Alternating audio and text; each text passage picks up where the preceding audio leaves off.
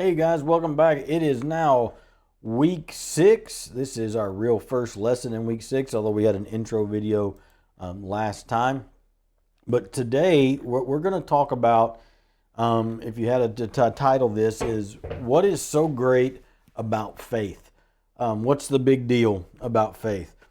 Up to this point, we've established pretty well that following Jesus involves growing in our faith, growing in our knowledge of who God is, and just knowing more and more about who he is, what he does, how he thinks, how he feels. To continue with our train analogy, if the railroad that we're on, the rails are that we're headed towards maturity, if that's what we're doing, then faith would literally be the first car. It would be the engine, because faith drives everything we're going to talk about this whole week. Faith is the foundation. It is the powerhouse. And it's easy for you and I to think about faith a lot of times as just only the thing that gets us in. It's only salvific. It only brings us from death to life, which is true. It is the catalyst and it is the mechanism, by which we're born from death to life in Jesus.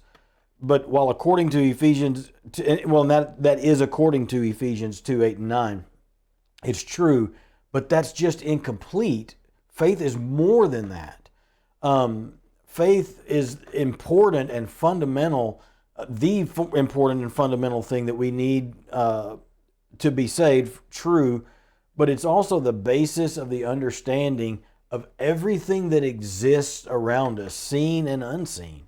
In Hebrews 11:3 tells us this. It says, by faith, we understand that the worlds, the universe, the cosmos, in which we live and are created, that it was created by the Word of God, and everything that we can see, touch, taste, and experience and know is made out of things that we can't see, touch, taste, feel, and know. That there's this invisible to the human eye and sometimes to the human mind reality out there. We would call that the spirit world, where God lives, but there's this reality behind that.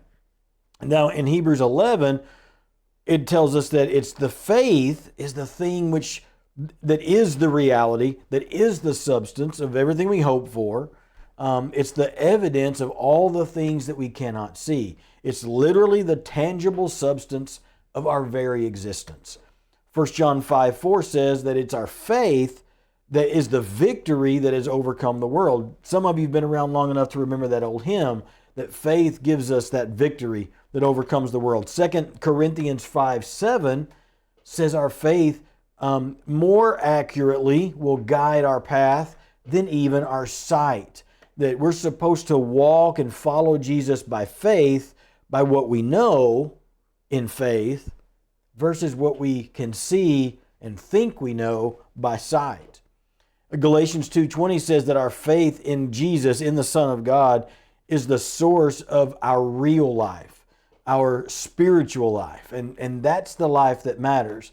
I often say to people, it just occurred to me a few years ago, and I don't even remember why or the context, but we think of ourselves as our being as being a body, that is our person, and within that person there contains a soul. But we've got that backwards.